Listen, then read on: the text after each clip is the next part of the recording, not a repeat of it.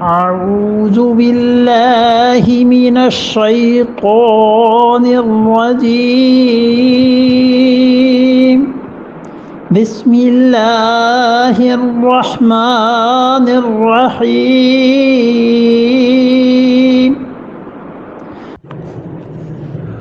فطر الذين في قلوبهم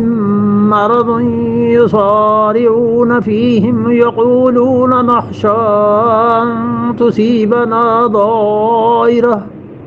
فعسى الله أن يأتي بالفتح أو أمر من عنده فيصبحوا على ما أسروا في أنفسهم نادمين.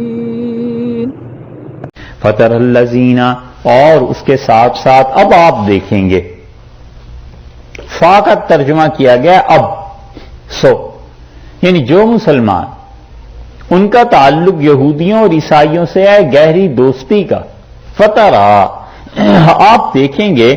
الذین ان لوگوں کو، فی قلوبہم مرض جن کے دلوں میں مرض ہے. یہ الفاظ کئی مرتبہ اب تک گزر چکے نا کہ جن کے دلوں میں مرض ہے. اس سے مراد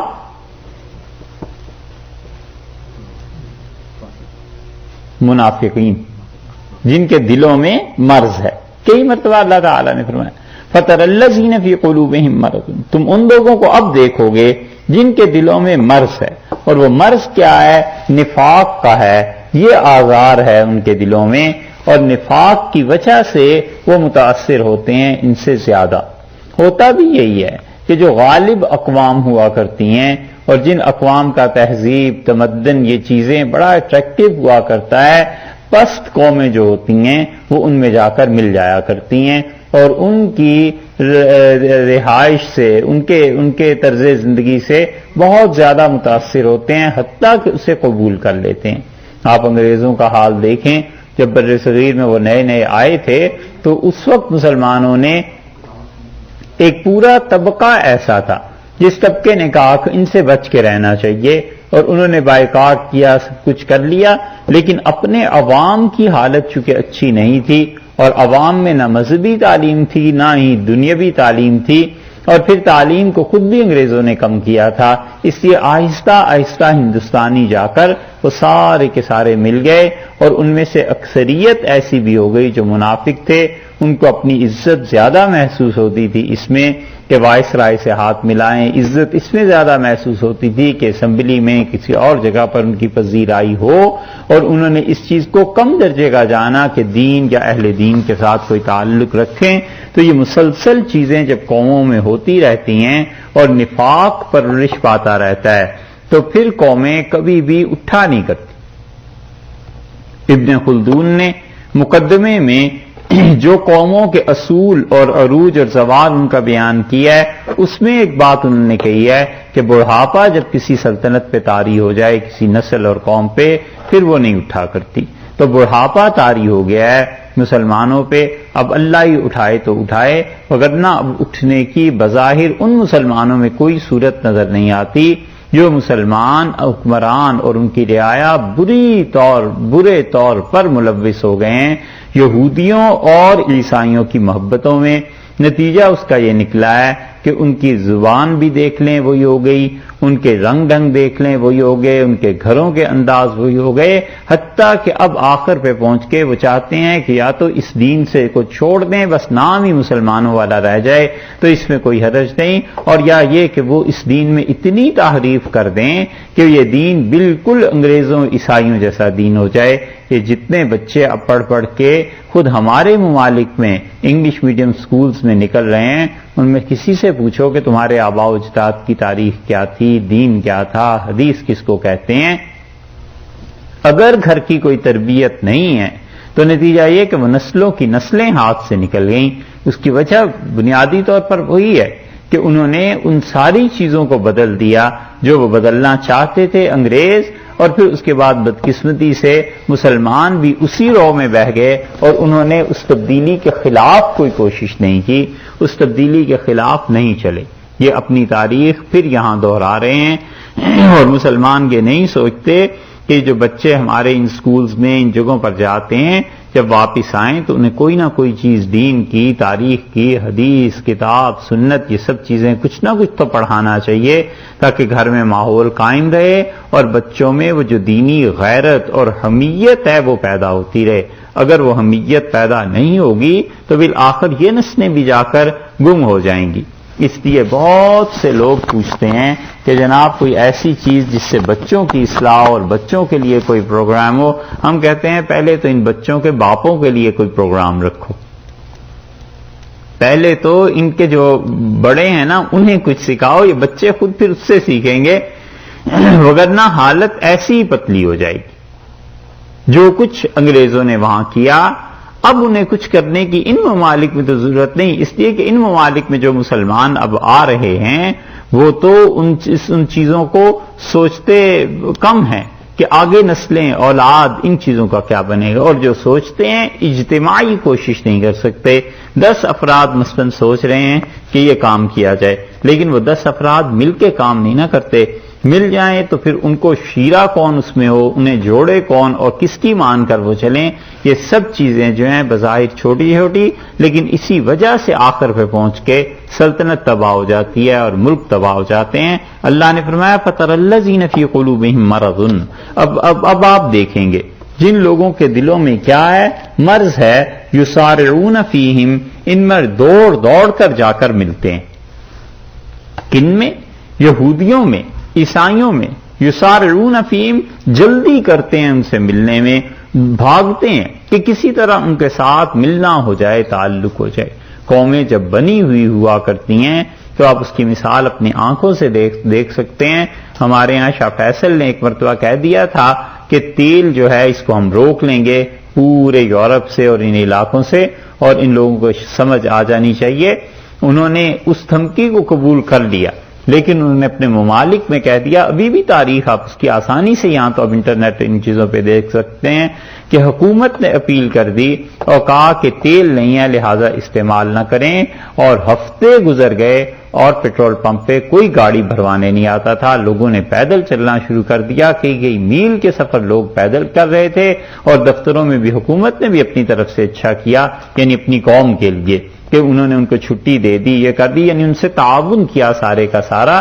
یہ چیزیں ہوتی ہیں جب قومیں بن جاتی ہیں تو پھر معاشرے میں ایک رنگ پیدا ہو جاتا ہے، پھر لوگ اس کی پیروی بھی کرتے ہیں، پھر لوگ اس کے پیچھے چلتے ہیں۔ اللہ نے فرمایا ان منافقوں کو دیکھیے گا آپ، اب آپ یہ کیا کریں گے، یسارعون فیہم، بھاگتے ہیں ان کی طرف، یہودیوں کی طرف۔ یقولون، اور کہتے ہیں، نخشا، ہم اس بات سے ڈرتے ہیں کہ ان تصیبنا دائرہ، کہ ہم پر کوئی مصیبت آ پڑے، کوئی گردش پیش آ جائے، کوئی اتفاقی مصیبت جس میں انسان کے اپنے اعمال کو زیادہ دخل نہ ہو، ایسی چیز آ پڑے۔ مصیبت قحط بھی ہو سکتی ہے، اور مصیبت یہ بھی ہو سکتی ہے کہ کوئی ایسی گرانی ہو جائے، اور یہ مدینہ منورہ میں سمجھتے ہیں کہ اگر گرانی ہو گئی تو پھر ہم لوگ مارے جائیں گے۔ حضرت عبادہ ابن صامت رضی اللہ عنہ آئے تھے رسول اللہ صلی اللہ علیہ وسلم کے پاس، اور انہوں نے عرض کیا کہ اللہ کے رسول، میرا بہت زیادہ ہمارے قبیلے کا ان مشرکین سے ملنا جلنا رہتا ہے، یہودیوں سے اور عیسائیوں سے بھی، اور میرا تو جی چاہتا ہے کہ میں ان سے صاف اظہار کر دوں برات کا۔ اور ایک دن انہوں نے کر بھی دیا، انہوں نے کہا یہودیوں بالکل میرے تمہارے ساتھ کوئی دوستی نہیں، کوئی تعلق نہیں، اور تمہارا ہم سے کوئی تعلق نہیں۔ اب جب رسول اللہ صلی اللہ علیہ وسلم صحیح دین لے کے آئے ہیں تو یا تو تم ان کی پیروی کرو، اور یا پھر اس کے علاوہ پھر ہمارے ساتھ کوئی دوستی نہ رکھنا۔ اور یہی چیز عبداللہ ابن ابی کو بھی پیش آئی جو کہ منافق تھا، اور اس کو اس طرح پیش آئی کہ آپس میں حلیف تھے سارے۔ تو اب حضرت عبادہ ابن صامت رضی اللہ عنہ نے جب یہودیوں سے اپنی جان چھڑا لی تو چاہیے تھا کہ عبداللہ ابن ابی بھی چھڑا لیتا، لیکن اس نے یہ لفظ کہے، اس نے کہا میں تو ایسے نہیں کر سکتا، کیونکہ جب بھی ہم پہ کوئی مصیبت آتی ہے یہودیوں سے ہمیں پیسہ لینا ہوتا ہے، ہم تو ان کے دستے نگر ہیں۔ ایک یہ بات ہو گئی، اور ایک یہ بات کہ مدینہ منورہ کے قریب میں جو کافر تھے یہودی سود دیتے تھے بہت زیادہ، اور مسلمان بعض جنہوں نے نیا دین قبول کیا تھا اور منافقین، ان کو پیسے کی جب بھی ضرورت پیش آتی تھی یہ جا کر ان سے لیتے تھے۔ تو اللہ تعالیٰ نے منع کر دیا کہ دیکھو جو مسلمان ہیں ان کو تو بتا دیا کہ تم لوگ یہودیوں اور عیسائیوں سے ایسی دوستی نہیں رکھو گے. اور جو منافق تھے انہوں نے یہ کہا کہ نخشا ان تصیبنا دائرہ، ہم اس بات سے ڈرتے ہیں کہ ایسے نہ ہو جائے، ہم کو ڈر ہے کہ کوئی گردش آ جائے، یہاں حالات بگڑ جائیں، پیسے زیادہ دینے پڑ جائیں، یہاں پہ کوئی مصیبت پیش آ جائے، یہاں اتفاقاً قحط پڑ جائے تو ہم پھر پیسے جا کے کہاں سے لیں گے. اللہ تعالیٰ نے اس کا جواب آگے دیا ہے، لیکن پہلے ان منافقین کا کہا ہے کہ ان لوگوں کو دیکھو جن کے دلوں میں مرض ہے، جو یہودیوں سے فائدے اٹھاتے ہیں. فعسى اللہ، سو عین ممکن ہے کہ اللہ. عصا کا مطلب عربی میں تو ہونا چاہیے شاید سے، اردو میں عربی سے جب ٹرانسلیٹ کریں تو عصا کا مطلب شاید، لیکن اس کو یقینی طور پر مانا جائے گا جب اللہ کی طرف سے ہوگا کہ اللہ تعالیٰ نے فرمایا یقیناً اللہ، فعسى اللہ، یقیناً اللہ تعالیٰ ان یاتیہ، وہ لے آئے، بالفتح، فتح لے آئے، اللہ تعالیٰ تمہیں فتح دے دے گا، یعنی مکہ مکرمہ فتح ہو جائے، یہ تمہارے ساتھ خدا کر دے گا. اور فتح ہو جائیں یعنی مسلمان غالب آ جائیں اور یہودی اور عیسائی مغلوب ہو جائیں، یہ چیز ہو جائے تو عین ممکن ہے یہ سب کچھ ہو جائے. شاید تمہیں فتح مل جائے یعنی یقینی طور پر تمہیں فتح مل جائے گی. جب ایسی صورتحال پیش آئے گی تو تمہارے معاشی حالات درست ہو جائیں گے. او امرن، یا کوئی خاص بات آ جائے، من عندہ، اللہ تعالی کی طرف سے.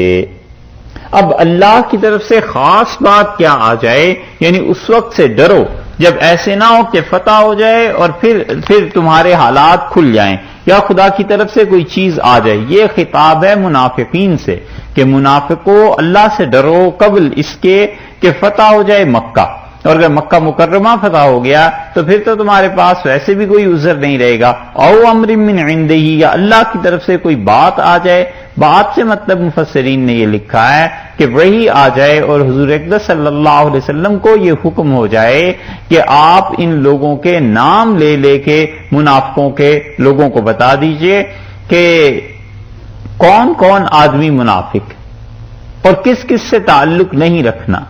اسلام کا تو دعویٰ ہے لیکن منافقت کن کن میں ہے اس بات کو آپ صاف واضح طور پر بتا دیں. فَيُصْبِحُوا، اور یہ لوگ ہو جائیں پھر کرنے لگیں کیا، عَلَامَا أَسَرُّوا، وہ چیز جو انہوں نے اپنے جی میں چھپائی ہوئی تھی اس پر، فی انفسہم، اپنے جی میں، نادمین، اس میں کیا کریں، پچھتائیں،